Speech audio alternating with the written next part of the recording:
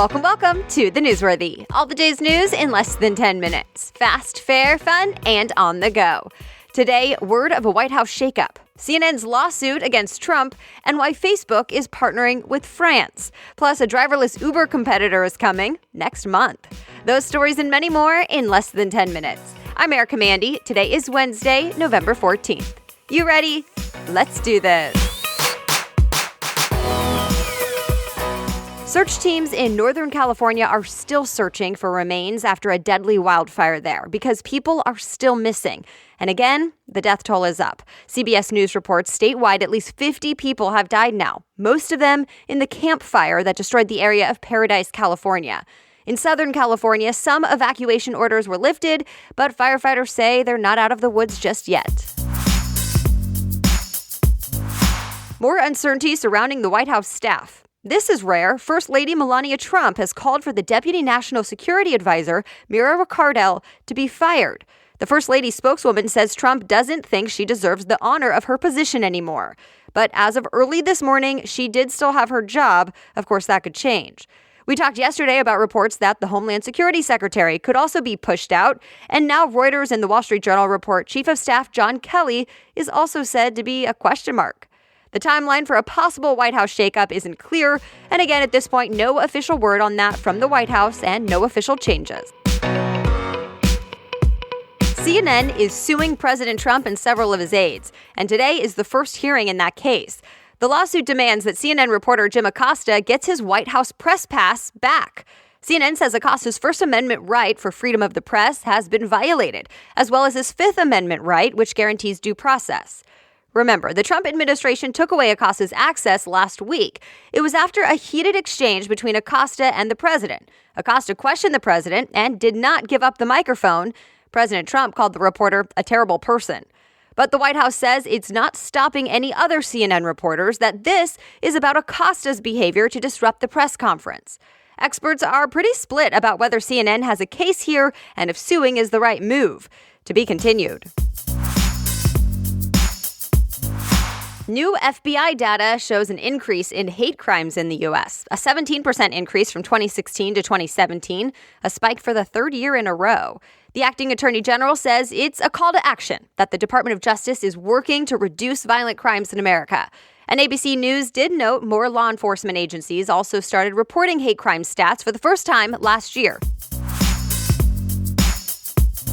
Facebook is teaming up with France to fight hate speech online. So how will it work? The Washington Post reports Facebook plans to open up its doors to a team of French regulators to come in for 6 months and study its approach to deal with hate speech, and then use that new data to help figure out a way to stop it, prompting new regulations for all tech companies.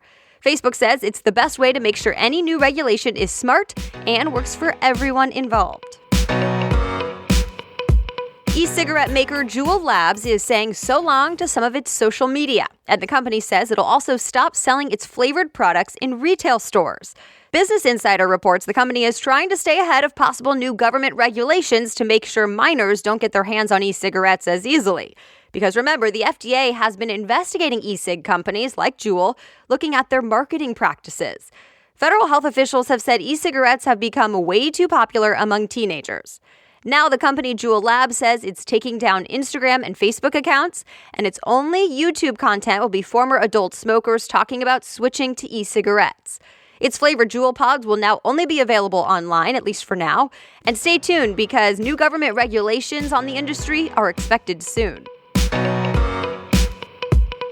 Okay, a quick break now for our sponsor this week, Swap.com. Swap.com is the world's largest online consignment and thrift store. It's a place you can save up to 90% off retail price on your favorite brands. Think Lululemon, Carter's, Nike, J.Crew, and Gap.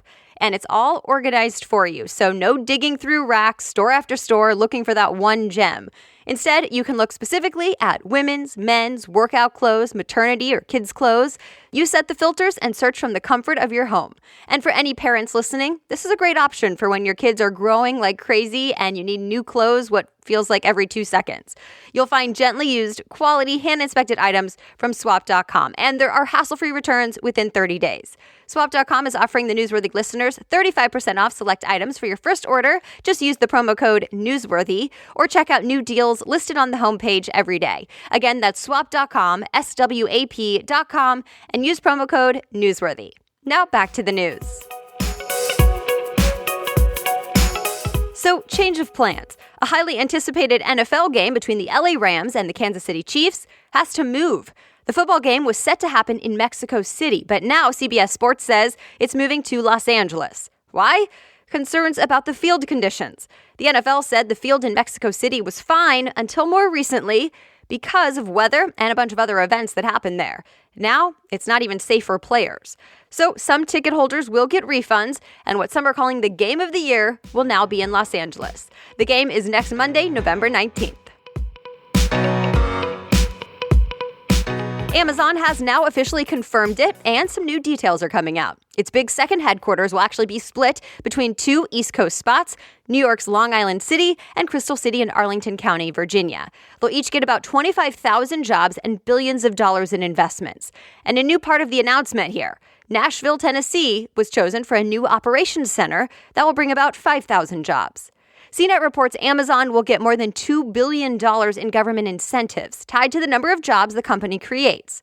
Supporters point to the thousands of new well-paying jobs and the economic possibilities, plus Amazon's commitment to invest in certain public projects. But the criticism has also gotten louder. Some local leaders are concerned about all the tax incentives such a big company is getting, and they say the money should be going to things like transportation instead. Also, the Crystal City area in Virginia, south of Washington, D.C., will now be called National Landing as part of the deal. And not everyone loves that new name. Oh, and a couple hundred other cities who spent money to try to woo Amazon basically gave the company a bunch of their data, but really got nothing in return. Amazon's current headquarters is in Seattle. Stay tuned for project developments. It's being called the world's first commercial driverless car service, and it could be up and running as soon as next month.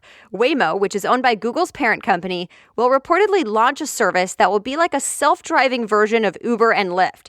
Bloomberg reports it'll start small. Some authorized riders in the Phoenix area will get the first go at it, and then new riders will be phased in as more self-driving cars are added.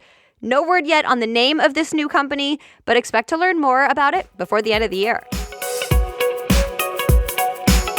Game of Thrones fans, the final season is officially coming in April of 2019. HBO released a new teaser, but it doesn't actually have any new footage. It's just kind of a recap of the past 7 seasons with the April announcement at the end. And that's it. Thanks so much for listening. If you got value out of today's episode, I would love to hear from you. Leave a review on Apple Podcasts or wherever you listen. Like Katie, who wrote, quote, "I love this podcast. I have a short commute to work in the morning, and this is perfect for getting me caught up on the major news headlines for the day." Thank you, Katie. I so appreciate the kind feedback. And if you want to read more about any of the news stories we talked about, I always put links and more articles in the day's show notes. Just go to thenewsworthy.com, click episodes, and then look for today's date. The Newsworthy is ready for you to listen every weekday by 4 in the morning, so I'll be back with more news tomorrow. Have a great day.